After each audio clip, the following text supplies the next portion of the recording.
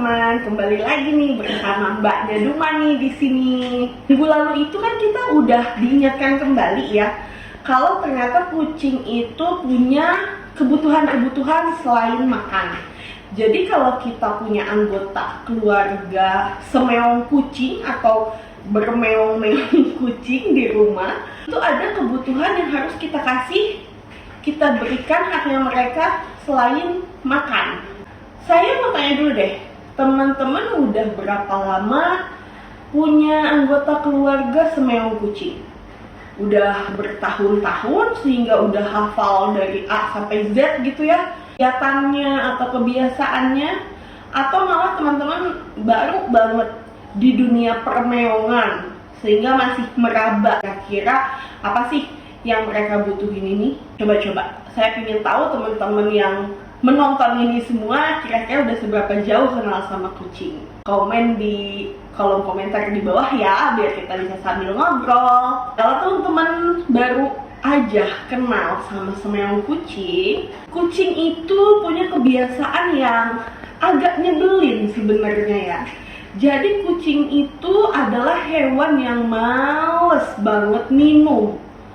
Sama deh, mungkin ada beberapa orang yang kita kenal juga yang kayaknya susah banget minum. Kenapa kucing tuh bisa males minum? Karena sebenarnya kalau kita kembali nih ke video-video sebelumnya, dia itu kan karnivora yang memang harusnya makanannya itu syarat sekali akan air. Makanya mostly kebutuhan liquidnya, kebutuhan cairan tubuhnya itu memang didapatkan dari makanan. Tapi bukan berarti kalau kucing tidak butuh minum. Kita harus ingat nih, meskipun kucing kita udah makan fresh diet, kucing kita sudah makan daging segar, daging mentah yang memang syarat sekali akan air, kita perlu ingat juga bahwa kucing kita itu tetap butuh minum. Namun kucing itu kan berbeda sekali dengan anjing ya, yang kalau memang habis aktivitas tuh mereka pasti nyamperin guardiannya untuk minta minum gitu, dan minumnya satu kali minum tuh bisa banyak banget. Sementara kalau kucing, ini teman-teman yang udah familiar banget sama kucing nih ya, kira-kira dalam sehari ada berapa kali teman-teman mergokin kucing lagi minum? Dan kira-kira banyak nggak tuh minumnya? Pasti enggak. Atau bahkan ada yang, Mbak, kucing saya tuh di rumah nggak pernah kelihatan minum deh. Ya pasti banyak kan yang kayak gitu. Ini sangat kontradiktif sekali dengan kebutuhan mereka yang sebenarnya tuh mereka tuh harus banget minum. Tapi kucing kita tuh kan nggak mungkin minum cuman air mineral doang. Kita harus tahu nih cara menyiasati gimana kucing kita itu bakalan rajin minum, dengan mencari tahu kira-kira apa ya yang dia sukai di dalam airnya, biar dia bisa minum banyak. Ada kucing yang kalau dikasih air dingin ditambahin es, dia baru mau minum. Tapi ada juga kucing yang minumannya itu harus berasa. Ayo, kayak kamu nggak tuh? Harus kopi, harus teh, harus yang manis. Lucu ya kucing. Hari ini di sini saya mau kasih opsi ke teman-teman, trik dan tips gimana caranya ngajak kucing kita biar mereka minumnya lebih semangat dan lebih banyak lagi. Opsi pertama tadi saya udah sebut tuh, ada kucing yang memang hanya mau minum air dingin. Coba tawarkan air dari kulkas atau kasih es batu ke minumannya. Tapi kalau cara itu nggak berhasil, kalau teman-teman ini raw feeders ngasih makan kucingnya itu daging mentah, biasanya ketika teman-teman meal prep, teman-teman akan mendapatkan myoglobin. Pasti teman-teman raw feeders itu udah sangat akrab banget dengan myoglobin, ya nggak? Tapi kalau teman-teman yang belum paham myoglobin itu apa, myoglobin itu adalah cairan atau jus dari daging-dagingan segar yang biasanya akan keluar dengan sendirinya ketika daging itu sudah disembelih. Ini contoh myoglobin yang saya dapatkan ketika saya meal prep ya. Ini nanti akan kita coba nih. Kita lihat ya, Duma sama teman-teman tuh lebih pilih yang mana, lebih suka yang mana. Lalu selanjutnya, teman-teman boleh juga kasih ini, susu kambing segar, atau kalau raw feeders bilang raw goat milk. Ini tidak dipasteurisasi, jadi memang susu kambing yang segar aja gitu, nggak diapa-apain lagi. Kenapa susu kambing dibandingkan susu sapi? Karena susu kambing itu lebih minim resiko alergi daripada susu sapi kalau untuk kucing dan anjing. Opsi selanjutnya, teman-teman bisa coba dengan broth. Broth itu apa sih? Kaldu, tapi bukan kaldu bubuk untuk pelezat masakan. Jangan pernah pakai itu ya.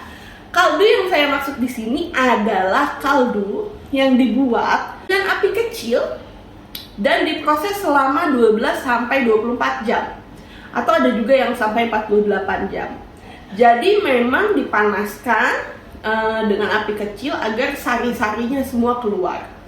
Kalau dari Duma sendiri itu ada 2 jenis kaldu, ada yang fish, ada yang beef and chicken. Kaldu ini yang nantinya akan menjadi salah satu opsi agar kucing kita mau rajin minum. Misalnya sudah dengan susu kambing dia nggak suka, dengan kaldu-kalduan dia nggak suka, teman-teman bisa banget coba dengan kefir.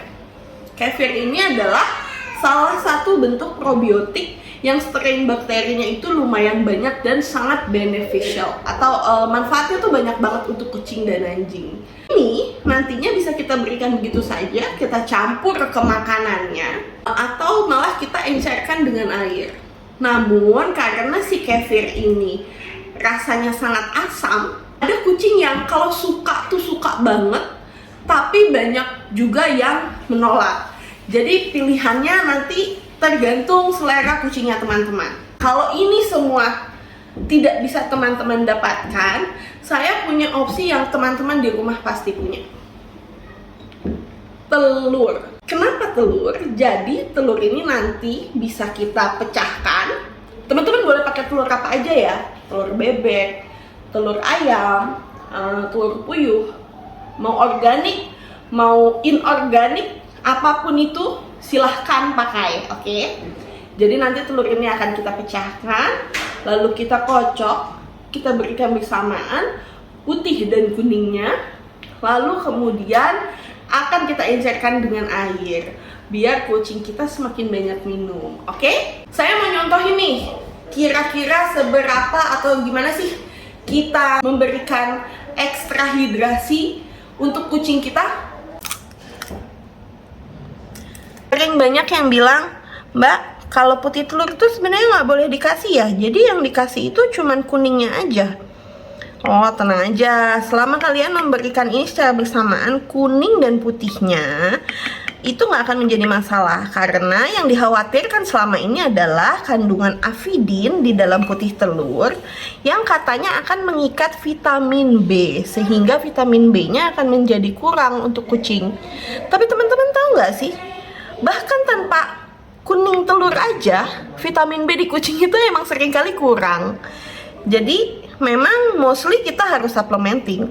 Namun kalau teman-teman kasih putih dan kuningnya bersamaan seperti ini, vitamin B di dalam kuning telur itu sangat tinggi, sangat banyak, sehingga kalaupun sudah diikat oleh avidin, biasanya vitamin B-nya itu masih akan tetap mencukupi kebutuhan kucing gitu. Ini kalau saya biasanya kasih gini aja, atau ini yang paling saya suka, saya biasanya kasih air lagi untuk melarutkan. Nah, gini saya aduk merata. Kenapa dikasih air lagi? Ya karena memang tujuannya adalah untuk mancing kucing kita biar mau lebih banyak makan gitu. Kalau di sini, ini tadi myoglobin yang saya ceritain. Meskipun ini tuh udah kental banget gini dan terlihat yummy, menggiurkan ya, namun karena tujuan utamanya memang mau nambahin kucing kita biar lebih banyak minum, saya tuh lebih suka ini ditambah air. karena ini kan cuma air gitu, nggak akan berlebihan atau malah hypernutrien juga nggak akan. Malahan kucing kita lebih banyak minum, itu lebih bagus. Sekarang saya mau kasih lihat yang lain. Nah, ini dia nih, 2 broth andalan Duma. Ini yang membedakan brothnya Duma sama broth yang lain adalah Duma itu punya serpihan-serpihan daging di dalamnya. Jadi ketika kita bikin broth, ini daging-daging ikan atau daging-daging ayam dan sapi yang merotol sendiri dari tulang-tulangnya itu biasanya nggak kita buang, tapi kita giling halus dan kita masukkan kembali. Kenapa? Lah, rasanya lebih enak gitu. Kucing tuh lebih suka. Lagian kenapa mesti harus dibuang kalau ini bisa dimanfaatkan, ya nggak? Untuk broth biasanya saya kocok-kocok dulu kayak gini, terus tinggal tuang. Upsi.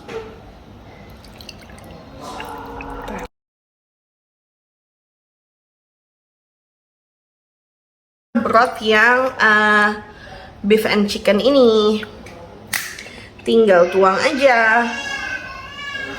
Teman-teman perhatikan, memang untuk tekstur yang beef and chicken ini agak sedikit lebih kental. Kalau teman-teman kucingnya nggak suka makan broth atau minum broth yang dingin kayak gini, ini bisa teman-teman hangatkan kembali, hangatkan jadi agak anget-anget kuku gitu ya. Terus teman-teman serving deh, kasih ke kucingnya. Oke. Selanjutnya ada susu nih. Siapa yang kucingnya pada suka susu kayak di kartun-kartun? Nah, ini menjadi susu sehat yang bisa teman-teman jadikan opsi.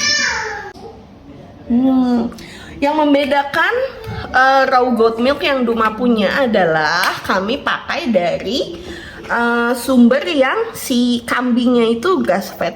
Sudah. Oh, ada satu lagi. Kefir. Kalau timnya Duma, nggak timnya sih, Duma dan para ajudannya, ini tuh wah luar biasa banget. Kalau ada ini ditambah sama si myoglobin, wah itu udah wow banget deh. Jadi seberapa banyak sehari kucing kita makan kefir atau minum kefir? Saya biasa kasih 3 sendok makan untuk 7 kucing. Tapi kan karena si kefir ini kental ya, ini yang paling saya suka nih. Again, ditambah lagi airnya. Dan ini tuh nggak apa-apa ya, meskipun kalau kucing teman-teman lebih suka yang teksturnya kental-kental gitu ya silahkan kasih aja juga nggak apa-apa.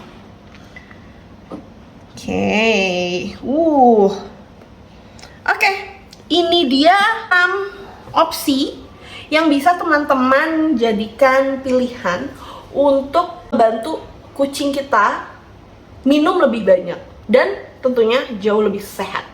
Karena nggak ada pengawet, nggak ada perisa buatan, juga di sini nggak ada garam, jadi kucingnya pasti akan jauh lebih sehat. Ini tuh bisa teman-teman berikan satu-satu gitu ya, bisa dirotasi, mungkin Senin ini, Selasa ini, Rabu ini, dan lain sebagainya. Atau teman-teman juga bisa campurkan 2 jenis, 3 jenis, atau bahkan mau dicampurin semua jadi satu. Itu tuh nggak apa-apa banget, nggak akan ada kontradiksi. Oke? Apakah ini benar-benar kucing suka semua? Kita lihat aja, yuk.